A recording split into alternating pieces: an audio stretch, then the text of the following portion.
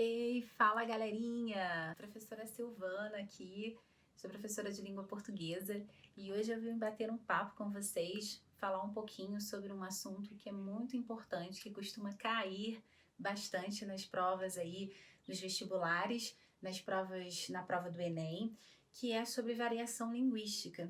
Mas para que esse vídeo não ficasse tão longo, não ficasse tão cansativo, eu resolvi dividir um pouquinho e fazer uma pequena introdução em que a gente pudesse falar um pouquinho sobre norma culta ou também norma padrão, linguagem formal ou também podendo chamar de coloquial, né? Para que a gente, numa próxima etapa, pudesse falar um pouquinho sobre variação linguística.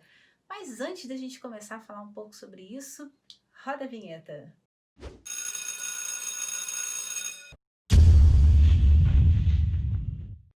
Bom, gente, hoje a gente veio aqui, como eu falei para vocês, bater um papo que eu costumo chamar muita atenção para os alunos, que é um assunto que costuma cair bastante, que é sobre a variação linguística. Bom, antes da gente começar a falar sobre isso, é importante que a gente entenda o seguinte: a prova do Enem é uma prova, né, dentro da prova de linguagens, em que você vai encontrar questões que são muito mais interpretativas, que são questões que estão muito relacionadas aí com assuntos do nosso cotidiano. E isso é importante que a gente internalize. Então é importante que a gente esteja antenado em situações que estão ocorrendo aí nos últimos meses, né? Já que a prova ela é preparada aí um tempo antes, então as pessoas às vezes ficam até preocupadas, né, com o tema de redação. Eu vou sair correndo procurando o que a galera tá falando agora, né, perto da prova do Enem. Mas, gente, vocês têm que estar sempre antenado, lendo sobre todos os tipos de assuntos possíveis, para que vocês possam aumentar o repertório de conhecimento de vocês, tá? Então, isso é extremamente importante. Quando a gente fala sobre assuntos relacionados ao cotidiano, então é importante que a gente olhe questões que estão acontecendo à nossa volta. Hoje em dia, o que mais se fala aí é sobre essa questão do Covid, né? Mas a gente sabe que tem outros assuntos também que são assuntos recorrentes ou assuntos relacionados. É importante que vocês fiquem ligados nas notícias falsas, né? Para que vocês se informem de uma forma adequada, procurem buscar aí fontes de autoridade para que vocês não se enganem, beleza? Bom, gente, quando a gente fala de variação linguística, é importante que a gente entenda que a variação ela se dá com a questão social, com a questão regional e outras questões, além também da norma culta e também da linguagem popular, que na verdade são conceitos que precisam ser bem entendidos por vocês. Na verdade, são conceitos que costumam cair bastante aí na prova, tá? Quando nós falamos em norma culta, quando a gente fala em linguagem popular, o que acontece, né? Qual é o problema disso tudo? Antes, né, de nós aprendermos a escrever, nós aprendemos a falar. E qual é o problema que ocorre com isso? Problema entre aspas, né? Que quando a gente aprende a falar, na verdade a gente fala de uma forma errada, né? Quando nós éramos crianças, que nós começamos ali a balbuciar as primeiras palavras, a gente acaba expressando essas palavras de uma forma errada. E aí, claro que precisa ter alguém que possa nos corrigir. E aí, obviamente, o nosso vocabulário vai aumentando dia a dia. Às vezes, as pessoas vão contando histórias e vão conversando e vão estimulando. Aquela criança vai se desenvolvendo, depois ela vai para a escola e, obviamente, o seu histórico, né? O seu vocabulário vai aumentando cada vez mais. E é claro que é importante que a gente entenda que essa linguagem, né, que a gente utiliza no dia a dia vai ser completamente diferente da linguagem no momento que nós vamos escrever, tá? Então é claro que quando a gente vai falar, a gente tem uma tendência a abreviar as palavras. Vocês já repararam que muitas das vezes a gente fala, você vai à festa? Geralmente as pessoas falam aí, e aí, você vai na festa? Nem fala, você vai a... E aí, você vai na festa? Você vai? Não é assim que as pessoas costumam falar? Porque, gente, é uma linguagem que ela é muito mais dinâmica, né? As pessoas, na oralidade, ainda mais hoje em dia, a gente vive num mundo de pessoas ansiosas, né? Que às vezes a pessoa tá tentando explicar o raciocínio dela e a outra tá lá do outro lado. Tá, mas e aí? E aí, o que que aconteceu, né? Às vezes você tá ali tentando explicar qual foi a treta. E aí a pessoa tá do outro lado, tá, mas fala aí, mas fala aí. Então não dá pra gente ficar utilizando ali aquela linguagem como se você estivesse escrevendo uma história, como se você estivesse pegando tudo aquilo que você está falando e como se você estivesse transcrevendo, né? Então na oralidade isso ocorre de uma forma muito mais dinâmica. Esse processo comunicacional, não é verdade, que a gente vai estudar em funções de linguagem, ele precisa ser muito bem compreendido. E quando alguém não entende aquilo que a gente está falando, né? Geralmente, se eu estou dando uma aula e de repente um aluno ele não está entendendo aquilo que eu tô falando, ele vai levantar a mão, né? Ou vai me interpelar, ou se eu estou conversando com um amigo, eu falo, peraí, Silvana, não entendi.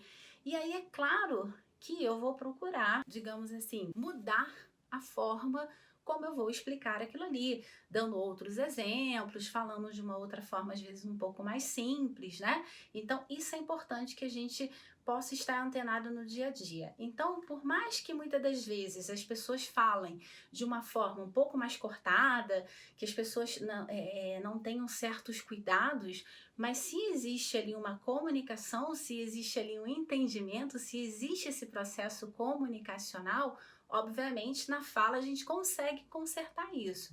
Já na escrita, né, quando a gente vai transferir isso para a escrita, é um pouquinho diferente, tá? Então, por exemplo, quando você candidato, né, que está se preparando aí para os vestibulares, que vai fazer uma prova discursiva aí da UERJ, que vai fazer a prova do Enem, mas que são questões objetivas, mas você tem a redação.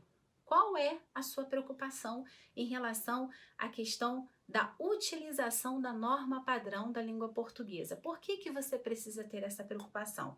Porque você precisa entender que o seu corretor que está lá do outro lado, que não faz a menor ideia, né, aonde que você quer chegar com aquele texto, né, qual tipo de progressão, o que que você está defendendo ali, então você precisa ter suas ideias muito bem concatenadas, né, você precisa saber exatamente aquilo que você vai falar, você precisa saber exatamente a forma, quais são as palavras mais adequadas, e aí sim você vai precisar se preocupar com o novo acordo ortográfico, que nem é tão novo assim, porque esse acordo está aí desde 2009. Você vai precisar se preocupar com a acentuação, você vai precisar se preocupar com uma pontuação, com a concordância nominal, verbal, com a rigência. Então, aí sim existe a preocupação com essa questão da gramática. Por quê? Porque, na verdade, a forma escrita é o registro da língua.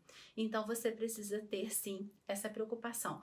Mas, Silvana, então tudo bem que as pessoas falem errado no dia a dia? Não, gente, não é isso, tá? Então, não vamos confundir as coisas. Existe a forma informal, quando você está lá com seus amigos, quando você está falando de uma forma um pouco mais descontraída. Então, você não vai se preocupar com determinadas regras.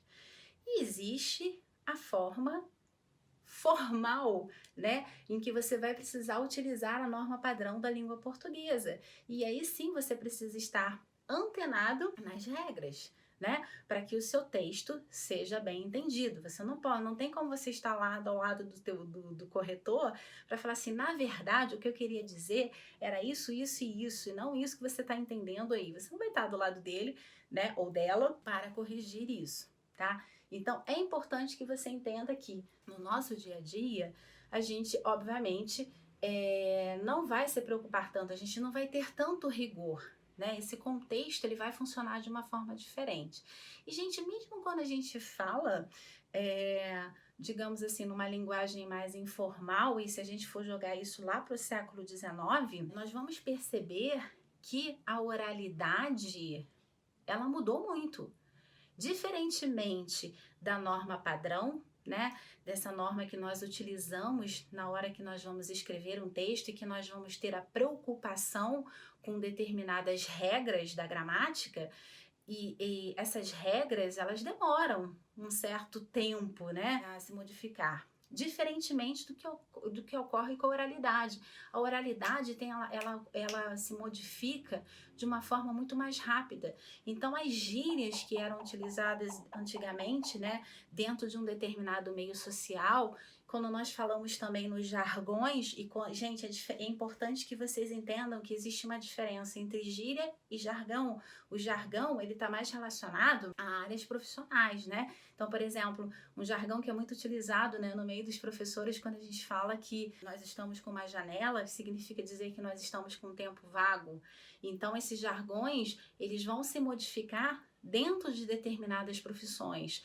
E isso, na nossa oralidade, se modifica de uma forma muito mais dinâmica, né? Então, é importante que você entenda que, por exemplo, quando você vai conversar com seu chefe, que quando você, de repente, vai participar de uma entrevista de emprego, você precisa, sim, mesmo dentro da oralidade, você precisa tomar certos cuidados. E vai ser completamente diferente quando você está descontraído ali no meio familiar, quando você está lá com seus amigos, de uma forma batendo um papo um pouco mais informal. Então, é claro que ali você vai estar mais à vontade, ok? Então, mesmo, por exemplo, eu tô aqui, né, quando eu tô dando aula, vou tentar utilizar uma linguagem um pouco mais formal, que vai ser completamente diferente quando eu estou no meio dos meus amigos, quando eu tô descontraída, ok? Então, vou precisar tomar certos cuidados.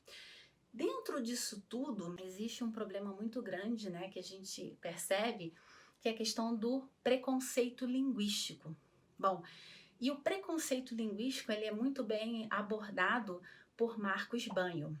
Marcos Banho, na verdade, ele é um professor de sociolinguística, e a sociolinguística, ela vai tratar justamente, né, vai ser esse estudo aí da performance da fala, né? Então, está mais relacionado, digamos assim, da forma como a língua se opera. Na verdade, isso também está relacionado com a questão cultural e social, né, de pessoas que às vezes têm um pouco mais de acesso, né, que conseguiram ter um acesso maior, que têm um repertório maior de conhecimento, que conseguiram estudar, né, que leem mais, que leem sobre coisas diferentes. E aí o que acontece? Isso se opera numa questão da opressão social, né? Das pessoas muitas das vezes se sentirem superiores em relação às outras, por terem mais conhecimento, por terem estudado mais. Então, o Marcos Banho vai tratar justamente sobre essa questão do preconceito linguístico, que também costuma ser cobrado nas provas de vestibulares e também na prova do Enem. Então, é legal que você dê uma olhada nesse tema. Às vezes, alguns alunos, quando eu falo sobre a questão do preconceito linguístico, me abordam e falam assim: ah, Silvana, mas você como professora de língua portuguesa, você não vai corrigir as pessoas que estão falando errado? Eu costumo dizer que existe sim uma responsabilidade quando nós estamos numa sala de aula, existe uma responsabilidade enquanto mãe, né, que já tive minha filha pequena e obviamente conforme ela foi crescendo e a gente vai ensinando, né, algumas palavras a falar da forma correta, então a gente tem sim essa responsabilidade. Mas em relação às outras pessoas, seria indelicado, eu diria que até grosseiro, eu sair por aí corrigindo as pessoas de qualquer maneira. Então acho que isso não é bacana, tá legal?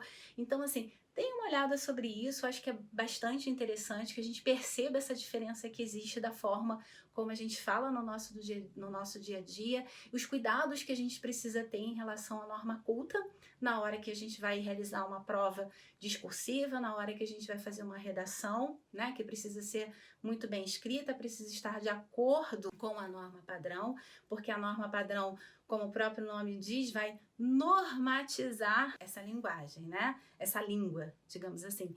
Então, é importante que vocês estejam antenados em relação a isso. No nosso próximo vídeo, nós vamos falar sobre variações linguísticas, né? Então, nós vamos falar sobre os tipos de variações linguísticas, nos aprofundarmos um pouquinho aí sobre esse tema, que é bastante importante, que você precisa dar uma olhada, tá bom? Um beijo com muito carinho e até o próximo vídeo. Tchau, tchau!